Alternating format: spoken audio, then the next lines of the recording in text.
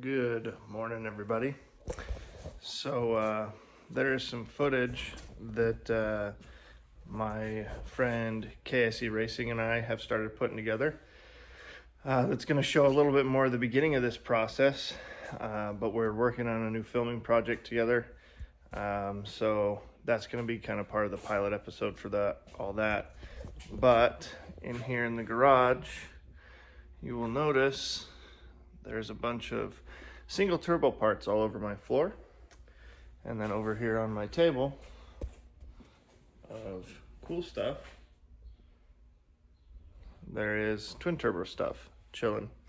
So there's a couple of shorts out that kind of show everything that was on the table, but we are in the process of pulling all of the single turbo accessories off and getting all this stuff on.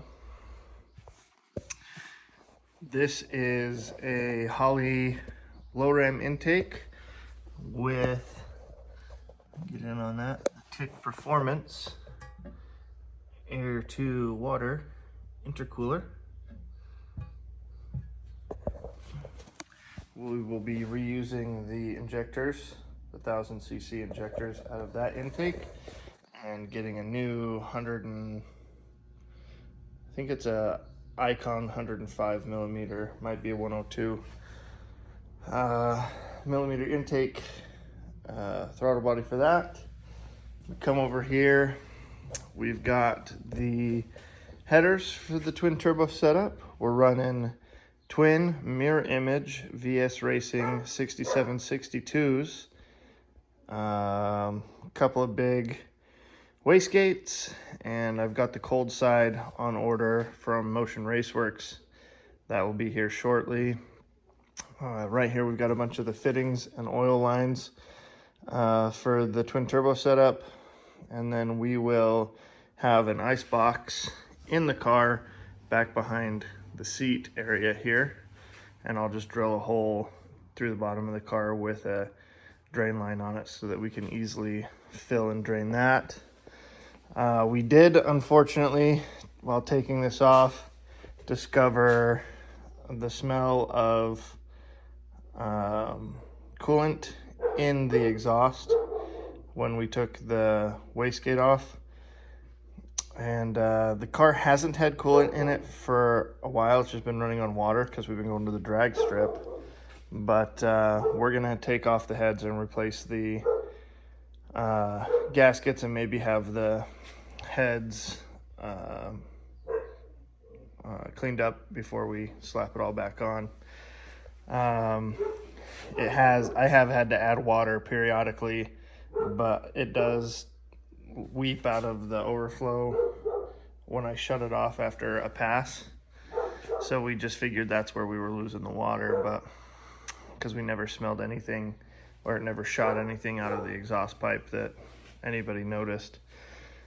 But other than that, that's it. And I think I got my buddy just pulled up. We're gonna hang out for a little while, maybe go over and see Falcourt. See him? Yep. There's Thomas, Jay chillin'. Good morning, Thomas.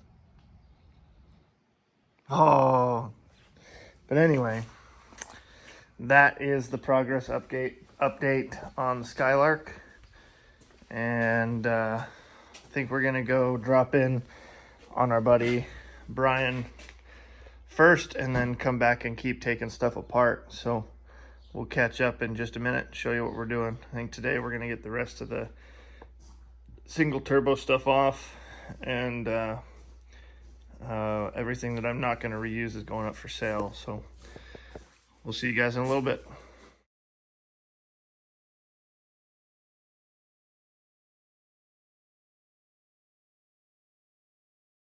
Off at 68. So, well, at least I know it'll shift at 6,800 RPMs. Solid roller. We should be able to go 7,000 with it, no problem. You can go way more than that. So just keep on going to the moon. It feels like it wants to. So, I had that 3.8. All right, guys. So I didn't show the process because it's just really dirty and nasty. but there's the Hooker turbo manifold, works really well. And then this other side is just a truck side. I stripped out the bolts, so I just cut the crossover for now on that side and pulled it up out. It's easy to weld it back together. Injectors come out of intake. The turbo's out on that side, and then I did cut the exhaust to feed it up through. But yep, that's all the stuff that's gonna be for sale, minus the injectors and the intake, out of the intake, but the intake itself and the throttle body are for sale. But this is what we look like with the turbo headers in here. These ones do sit kind of far forward. I don't know if I can get a tight enough 90 to get it to fit with the wastegates. We might have to redo the core support and move the radiator to the front. Well, that's probably gonna be what we do. But we drained all the coolant. We'll pull the radiator and kind of get all this to fit in there. But yeah, that might be as far as I get for a little while, because I don't have any way to bolt any of this other stuff up yet. It's just all gonna chill in there. But I don't know, I might mock the intake back up and just stare at it for a minute.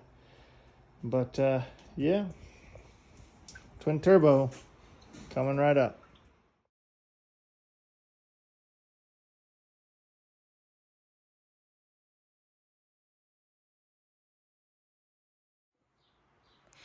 All right, guys.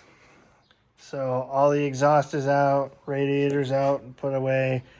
We are going to modify the core support. We're going to remove this top brace, and we're going to remove where it bends here and just go straight down and build a tubular bracket that will bolt to the original ends. That's going to allow us to bring the radiator in front of where it used to sit, and it's going to be 1-inch tubular controller or tubular metal coming across, and I'm just going to make nice brackets and have it bolt up top here in these existing holes, and then I'll weld a bracket on that the bottom can bolt to down there so that it's all removable to be able to pull the motor out easier later on. I'm going to go to hood pins, so we're going to eliminate the thing that tears your head open when you're working on these. And that's going to give us not only weight reduction up here, but just a whole lot more room to work with on these headers, to get the turbos and the wastegates and everything to fit without doing anything crazy. I would have to move them in 3 inches and angle them out, or I can just order a shorter set of headers. But that's more money. Anyway, and I also need to put another turbo drain fitting on the other side of the oil pan. But that's kind of what we're going to look like. The cooler lines for the air-to-water intercooler are going to run back here to where we removed the heater core, and I'll put a bracket pass-through on that aluminum plate that I painted black. And then it'll run to the back seat, just back here. It'll sit just behind here so that I can open up a valve to drain it, and I can just pour more ice in from right here.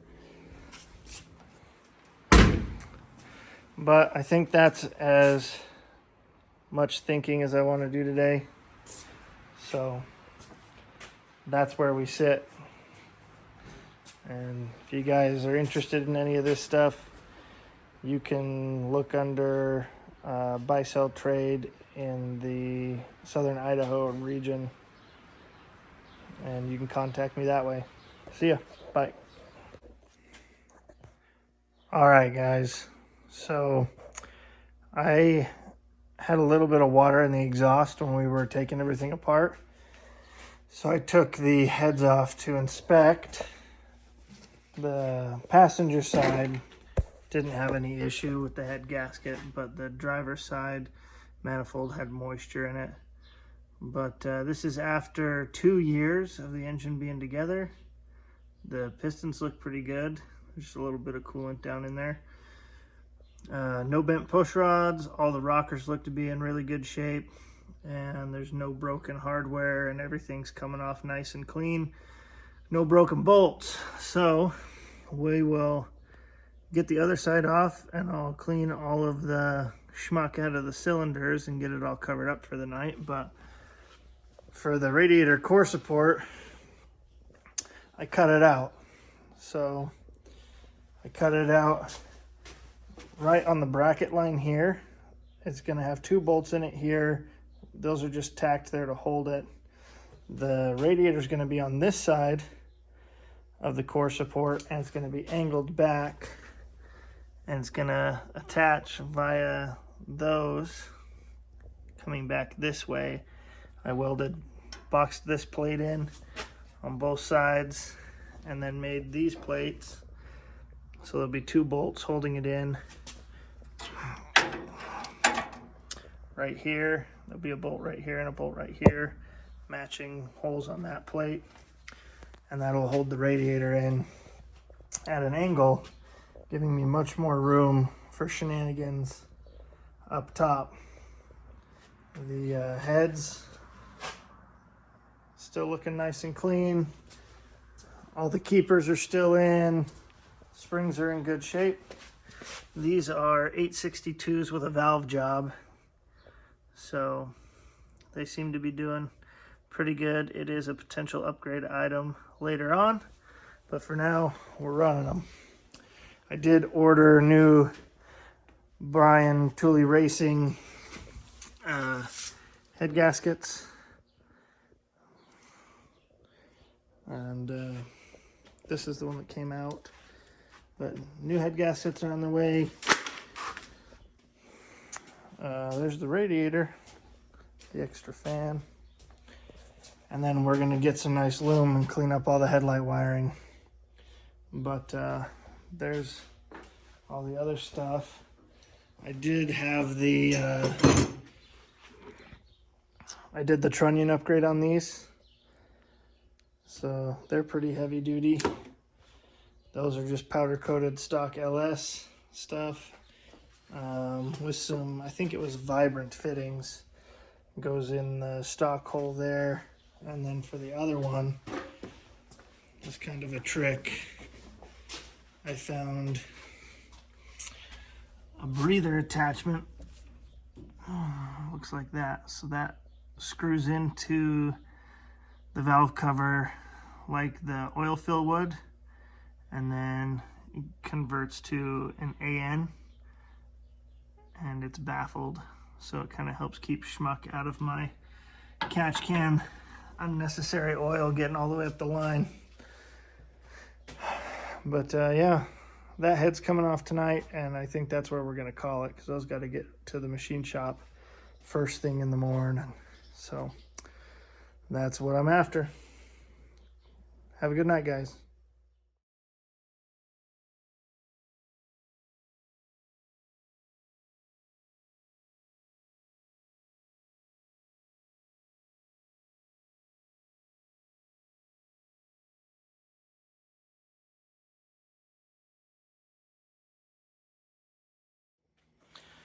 All right, guys, this is the back side of the head for the driver's side. And right as soon as I lifted the head, I could tell that there was a couple things. It's kind of hard to see in the light, but over here, you can see that there's some oxidation that's crossed over. So there's a little bit of a water jacket leak there, but right here, you can see that it blew out the gasket. So it was probably leaking moisture between that seal. But normally if you see like moisture burning in a cylinder, like the cylinder will be really clean. I don't know if you can see down in there at all, but like it's not necessarily clean, but it's not dirty. But everything looks fine. There's no pitting in the pistons, there's no cracks, there's no chips, no nothing. So the engine must be running real healthy. Just a little bit of carbon buildup, but other than that, we seem to be doing pretty good. So I'm gonna clean this up and call it a night.